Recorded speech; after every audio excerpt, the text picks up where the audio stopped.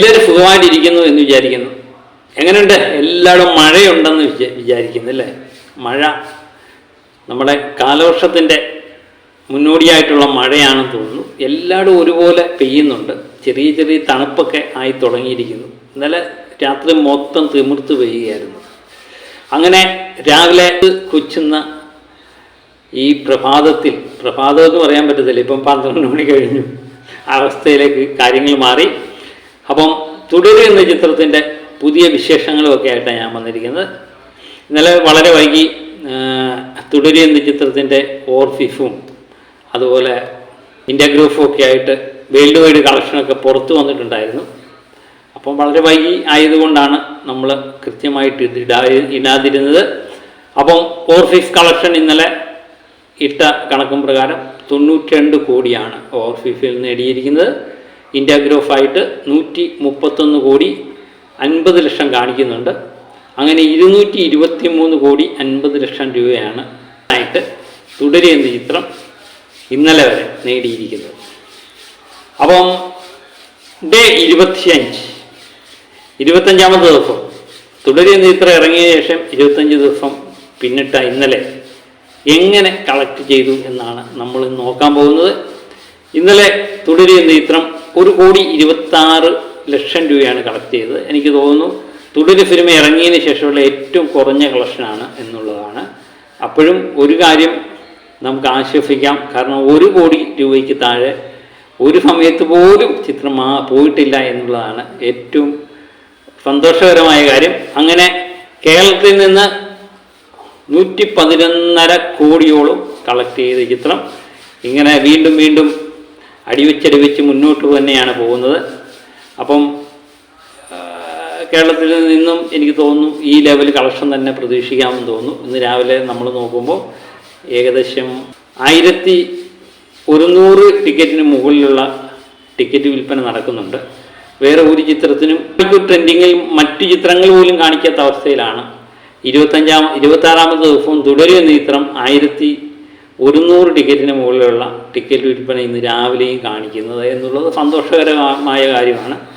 അതുപോലെ മഴയൊക്കെ ആയതുകൊണ്ട് കളക്ഷൻ കുറയാൻ സാധ്യതയുണ്ട്. എന്നാലും ഇന്നലത്തെ കളക്ഷൻ തന്നെ ഇന്നും നമ്മൾ പ്രതീക്ഷിക്കുന്നുണ്ട്. ഇതിനിടയിൽ നമ്മുടെ തുടരും സിനിമയുടെ ഏറ്റവും വലിയ സന്തോഷമുള്ള ആർക്കൊക്കെ ആയിരിക്കാം. മോഹൻലാലിൻ്റെ ആരാധകരായ നമുക്കൊക്കെ സന്തോഷമുണ്ട്. അതുപോലെ ലാലേട്ടന് സ്വാഭാവികമായിട്ട് സന്തോഷം കാണാം. അതുപോലെ തന്നെ ഇതിൻ്റെ നിർമ്മാതാവിനായിരിക്കും പെരുത്ത സന്തോഷം. കാരണം പുള്ളിക്ക് സന്തോഷം മാത്രമല്ല, കാശും കൂടെ പുള്ളിക്ക് കിട്ടും. നമുക്ക് സന്തോഷം മാത്രമേ ഉള്ളൂ, കാശില്ല എന്നുള്ളതാണ് ഏറ്റവും വലിയ സത്യം. അപ്പം പുള്ളിക്ക് കാശിൻ്റെ കൂടെ സന്തോഷത്തിൻ്റെ കൂടെ കാശും കിട്ടുന്നുണ്ട്. സന്തോഷത്തിനൂടെ കാശും കൂടെ കിട്ടുക എന്ന് പറഞ്ഞാൽ പെരുത്ത സന്തോഷമില്ല അല്ലേ? അപ്പോൾ രഞ്ജിത്തും ചിപ്പിക്കും വളരെ സന്തോഷമായിരിക്കും.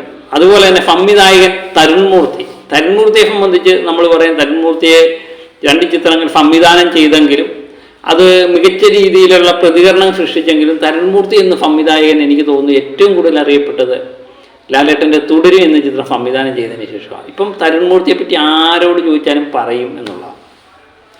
ഇതിൻ്റെ ഉള്ള ഒരു പ്രത്യേകത എങ്ങനെയാണ്, എല്ലാ നവാഗതരായ സംവിധായകരും ലാലേട്ടൻ്റെ ഡേറ്റിന് വേണ്ടി കാത്തിരിക്കാനുള്ള ഒരു കാരണം അത് തന്നെയാണ്. അവരെത്ര സൂപ്പർ ഹിറ്റ് സിനിമകൾ സംവിധാനം ചെയ്തോട്ടെ, എന്നാലും അതിലൊന്നും കിട്ടാത്ത ഒരു പബ്ലിസിറ്റി, കൂടുതൽ ജനങ്ങളിലേക്ക് എത്തുന്ന ഒരു പേരായി തങ്ങളുടെ മാറ്റാൻ അവരിഷ്ടപ്പെടുന്നുണ്ട്. ഏത് സംവിധായകരും ഇഷ്ടപ്പെടുന്നുണ്ട്. അപ്പോൾ അവർ ലാലേട്ടൻ സിനിമ സംവിധാനം ചെയ്താൽ അത് പരാജയമാണെങ്കിലും അത് വിജയമാണെങ്കിലും അത് കൂടുതൽ ആൾക്കാരിലേക്ക് ആ പേര് ചെന്ന് എത്തും. അതുതന്നെയാണ് തരുൺമൂർത്തി എന്ന് പറയുന്ന സംവിധായകൻ 2 ചിത്രങ്ങൾ സംവിധാനം ചെയ്തിട്ടും പുള്ളി തന്നെ പറഞ്ഞിട്ടുണ്ട്, മറ്റ് 2 ചിത്രങ്ങൾ ഞാൻ സംവിധാനം ചെയ്തപ്പോൾ ആരും എന്നെ തിരിച്ചറിയുന്നില്ല, എന്നോട് വിശേഷങ്ങൾ തിരക്കുന്നില്ല. ഇപ്പം അതൊക്കെ മാറി, ഞാൻ എവിടെ തിരിഞ്ഞാലും ഓരോരോ വിശേഷങ്ങൾ ആൾക്കാർ തിരക്കിക്കൊണ്ടിരിക്കുകയാണ് എന്ന് തരുൺമൂർത്തി തന്നെ പറഞ്ഞിട്ടുണ്ട്. അപ്പോൾ ഇതിനിടയിൽ തരുൺമൂർത്തിയെ നമ്മുടെ തമിഴിലെ സൂപ്പർ നടന്മാരായ സൂര്യയും സഹോദരൻ കാർത്തിയും വിളിച്ചു തുടരും സിനിമയെപ്പറ്റി ചോദിക്കുകയും പറയുകയൊക്കെ ചെയ്തു. അപ്പോൾ ലാലേട്ടനെ എത്രമേൽ ഇഷ്ടപ്പെടുന്ന 2 പേരാണ് കാർത്തിയും സൂര്യയും ജ്യോതികയും. അവരെ നേരിട്ട് പോയി തരുൺമൂർത്തി കാണുകയൊക്കെ ചെയ്തു. അതുമായിട്ട് ബന്ധപ്പെട്ട ഫോട്ടോകളും പങ്കുവയ്ക്കുന്നുണ്ട്. അതിനിടയിൽ ലാലേട്ടൻ സിനിമ ആയതുകൊണ്ട് അവർക്കും വളരെ സന്തോഷമാണ്. അവർ ചിത്രം കണ്ടു, അവർക്ക് വളരെയധികം ഇഷ്ടപ്പെട്ടു എന്നും അവർ പറഞ്ഞതായിട്ട് പറയുന്നു. അതുപോലെ ഈ ചിത്രത്തിൻ്റെ നായികയായിട്ട് ആദ്യമേ തീരുമാനിച്ചത് ജ്യോതികയായിരുന്നു. ജ്യോതികയെ കാണാൻ വേണ്ടി ജ്യോതികയെ എടുത്തു പോകും. ജ്യോതികയ്ക്ക് വളരെയധികം ഇഷ്ടപ്പെടുകയൊക്കെ ചെയ്ത് ചിത്രത്തിൻ്റെ കഥ. പക്ഷേ അവരൊരു വേൾഡ് ടൂർ പരിപാടി പ്ലാൻ ചെയ്തുകൊണ്ട് ജ്യോതിക ഒഴിവായതാണ് പിന്നെ ശോഭനയിലേക്ക് എത്തുന്നത്. ഏതായാലും അങ്ങനെയൊക്കെയുള്ള വിശേഷങ്ങളാണ് തുടരെ സിനിമയുമായിട്ട് ബന്ധപ്പെട്ട് രാവിലെ നമുക്ക് കിട്ടുന്നത്. രാവിലെ നമുക്ക് കിട്ടിയത് നമ്മൾ രാവിലെ പറഞ്ഞതേ ഉള്ളൂ. ഇന്നലെ തന്നെ ഇത് സോഷ്യൽ മീഡിയയിൽ നിന്ന് തത്തിക്കളിക്കുന്നതാണ്. പക്ഷേ നമുക്ക് സമയം കിട്ടിയത് ഇപ്പോഴാണ്. നമുക്ക് എന്തൊക്കെ കാര്യങ്ങൾ ചിന്തിക്കണം അല്ലേ, എന്തൊക്കെ കാര്യങ്ങൾ പറയാനുണ്ട്. അപ്പോൾ നമ്മളിങ്ങനെയൊക്കെയുള്ള കാര്യങ്ങൾ പറഞ്ഞു കഴിയുമ്പോൾ ചെറിയ ചെറിയ ചില കാര്യങ്ങളൊക്കെ വിട്ടുപോകും. അത് പിന്നെ ഉള്ള വീഡിയോകളിൽ ഉൾപ്പെടുത്താം.